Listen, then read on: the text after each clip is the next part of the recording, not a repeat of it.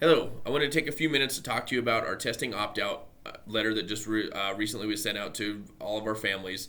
So in the middle school level, we're talking about the CMAS testing, and at the high school level, we're talking about the PSAT and SAT testing, and along with the CMAS for the 11th grade science test.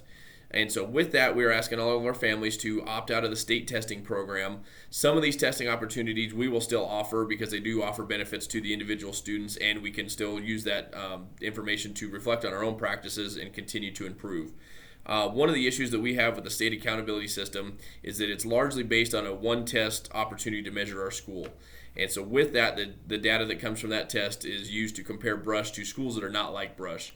And so it causes situations that we feel are unfair comparisons to our school and our students and our teachers to these other schools that have different resources, different issues than Brush currently has.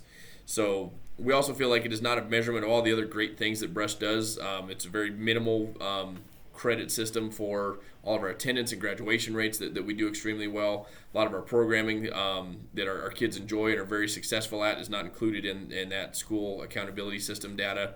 And so we feel like it's a system that we can create our own and do better and more accurately measure all of the good things that Brush Secondary Schools do.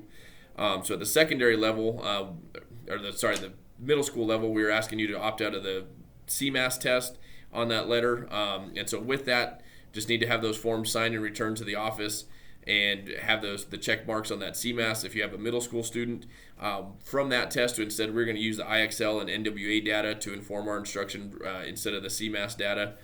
This is something that we can obtain as soon as the students are done taking the test rather than waiting weeks or months later to try to inform our instruction. And then the PSAT and SAT test is something that's a little more interesting. So we still believe it's a quality test. We just don't like how the state uses our data to compare Brush to other schools.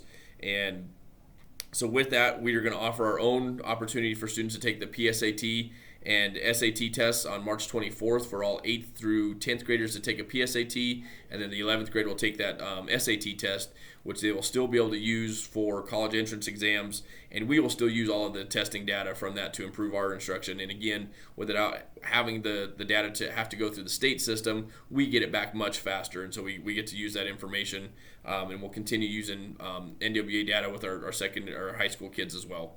So if you have any questions, please don't hesitate to call the office, but we are asking for all parents to opt their students out of the state testing program and taking a look at our different system there. So thank you, and let me know if you have any questions.